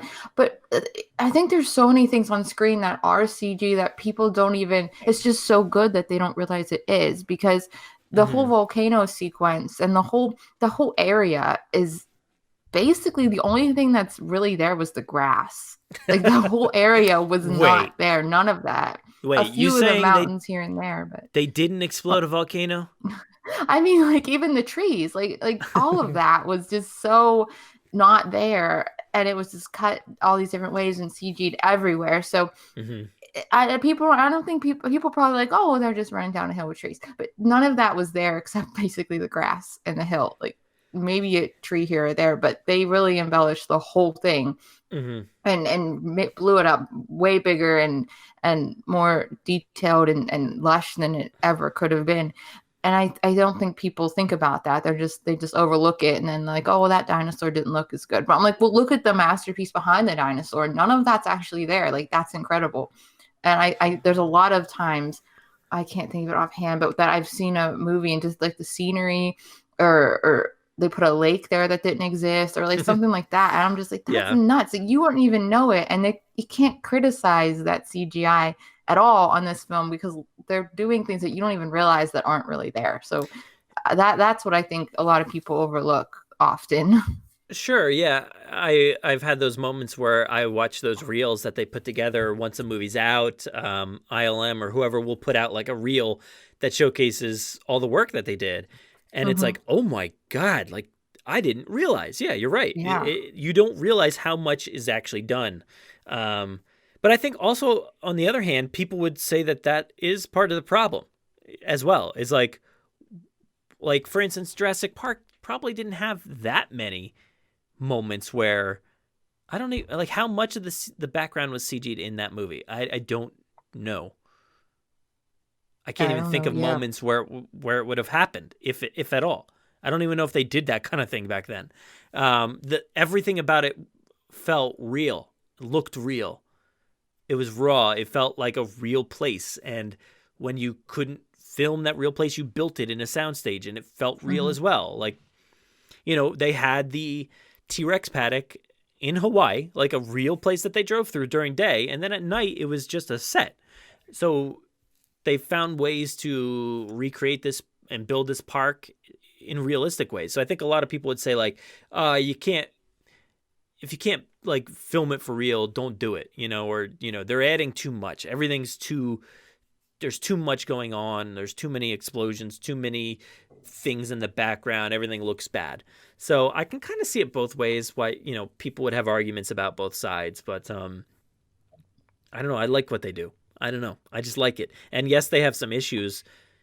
Sometimes blue looks terrible in Fallen Kingdom, but sometimes blue looks incredible in Fallen Kingdom. Yeah. So it's like you got to just have some balance with it and not hate on it just because one thing is terrible or two things are terrible. There's so many other things that are insanely good. Yeah, I could never be like that person doing that CGI, like working endlessly and hours on like a leaf, and people are like, the CG is disgusting, it's awful, and all of this. And I'm like, I spent my life on that leaf, and you don't even care. Like, I don't know, that would just kill me, because we couldn't imagine a fraction of what goes into a frame, yet an entire film, and the people and the work. And I mean, just look at the credits, the names go on forever, and it's in visual effects. It's insane. So yeah, I'm just like, I couldn't even handle being the person who worked on that leaf, and to get all these people saying I hate CGI, it ruins movies. I'm like, oh my goodness, my leaf was my life's work. Like, it would just be so sad. I couldn't do it. I could not handle that. Yeah, I think all aspects of that and practical are probably thankless in a lot of ways, and they are.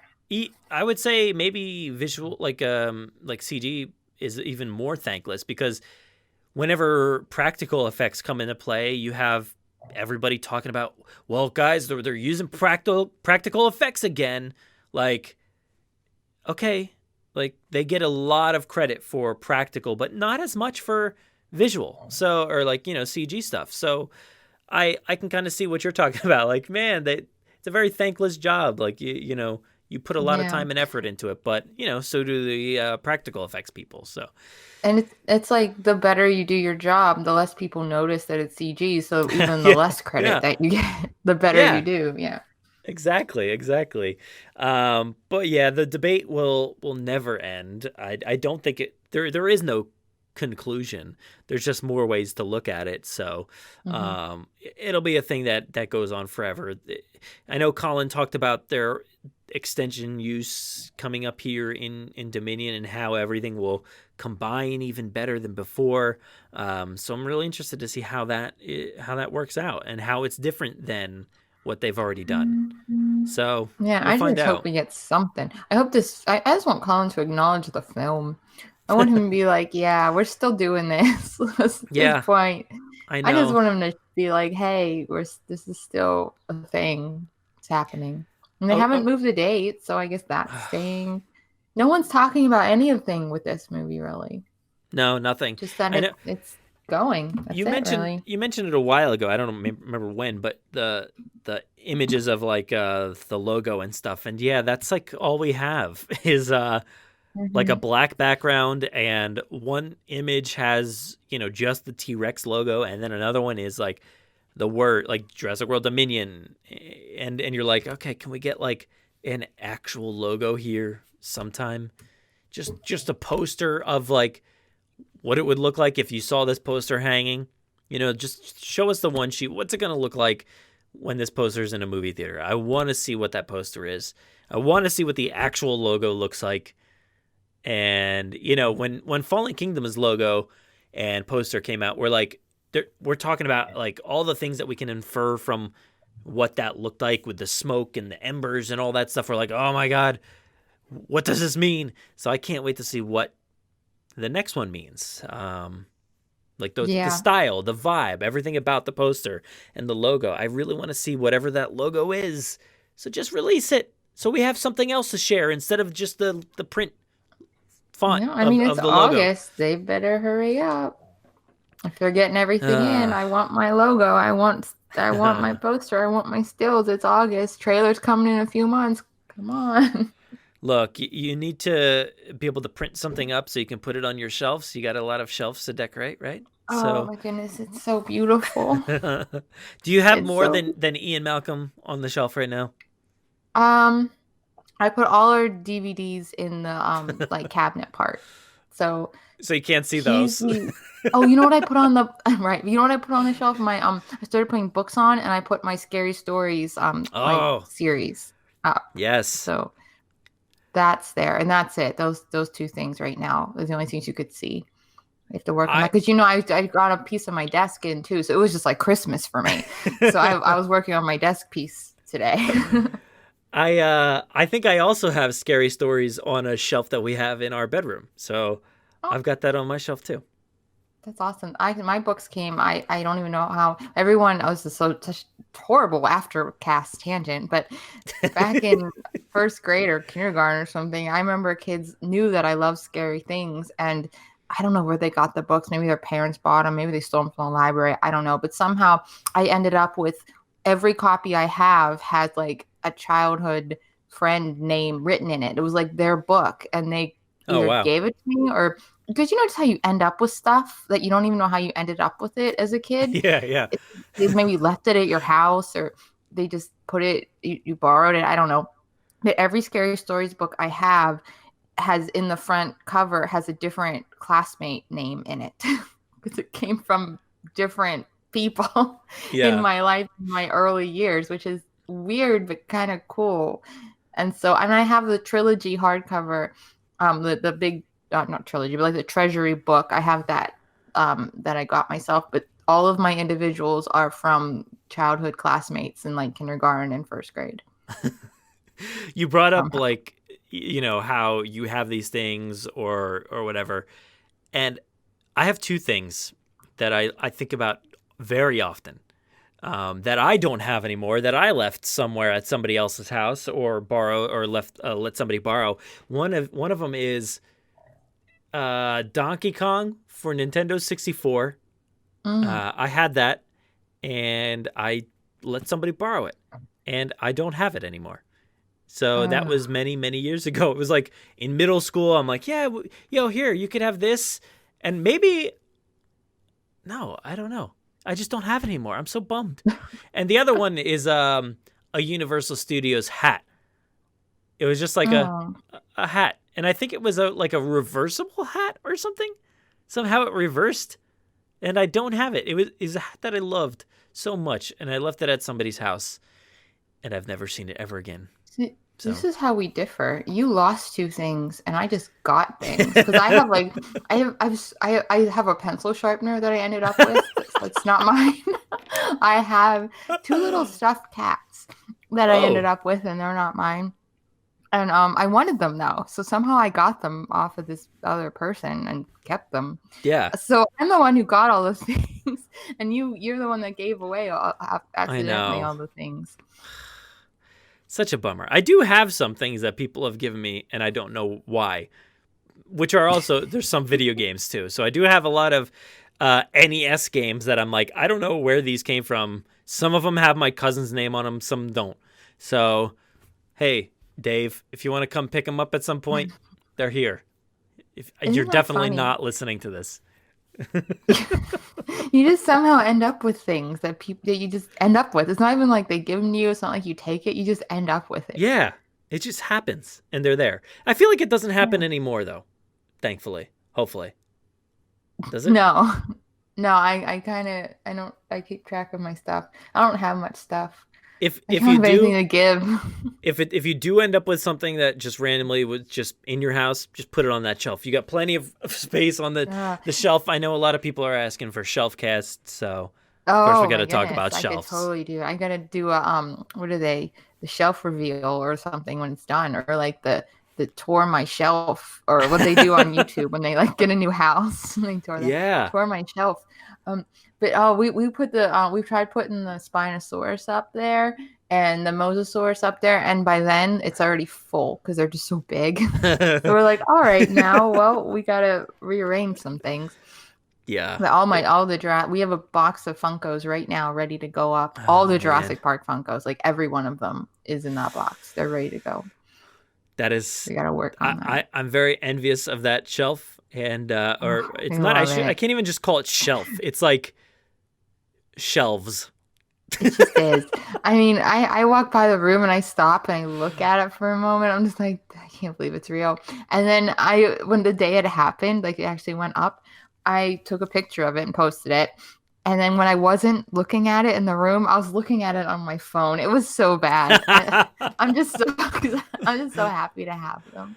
That's one of those things where it would take me so long to actually put things on the shelf because I would never I'd never be able to like decide and like say, all right, this is definitely where it's going to go. It would take me way too long to be I know. Positioning everything. A lot of them are movable. So I can go different heights and stuff. So that just makes more possibilities and combinations. And I'm a little stressy over how I'm going to put things on. Because I do have, from when we first moved in, I put everything that was eventually going on shelves in a bin. So I do have a bin of shelf-worthy things. But to rearrange them and move oh my gosh, it is a bit overwhelming. I am nervous. We didn't even make this the aftercast. This is literally just still part of the episode. Oh, goodness. Well, they gotta wait to the end to hear the shelf cast anyway. All right, so where can everybody find you online since we're all wrapped up here? Oh, goodness. You could find me at Jennifer_Lynn89, at the Bryce Dallas Howard Network, which is very slow at the moment since as we said, nothing is happening except Bryce's bruises. So that's all we got lately. Yeah. And then at Jurassic Vault, I try to upload and archive your Jurassic memories, one pixel at a time. Awesome. Yeah, I just saw you started putting Jurassic World Live Tour on there, right? Oh, I just got those. Yeah, I just found, cause I was actually looking on the photo logins for behind the scenes stuff because I was so desperate for any instance that they are filming. Like, so I was just looking to see if there's any kind of pictures of anything on those agencies, and Jurassic World Live popped up. I'm like, well, why not? I'm here. I might as well save it. Might as well put it on the vault. So I did that. So, nice. Yeah. That'll be great to kind of, look back on what that was, and hopefully will be again. It's so awesome. I miss it. Yeah. I miss it. I miss seeing all of them together. Well, you got 50 high-res pictures. All right. Well, I'll go check them out right now. I'm gonna go do that, even though I've seen it. And the listener who missed out, and we just made him feel so bad for missing out. You can go look at the pictures. I'm so sorry. Go to the website. Shy of Interruption, I believe. Was that it? It was. See, and then you messed up his site. But I remembered it. No, I didn't mess it up. Shyofinterruption.com. Go ahead. Check it out. There it is. Thank you, Jen, for joining me for the month of August.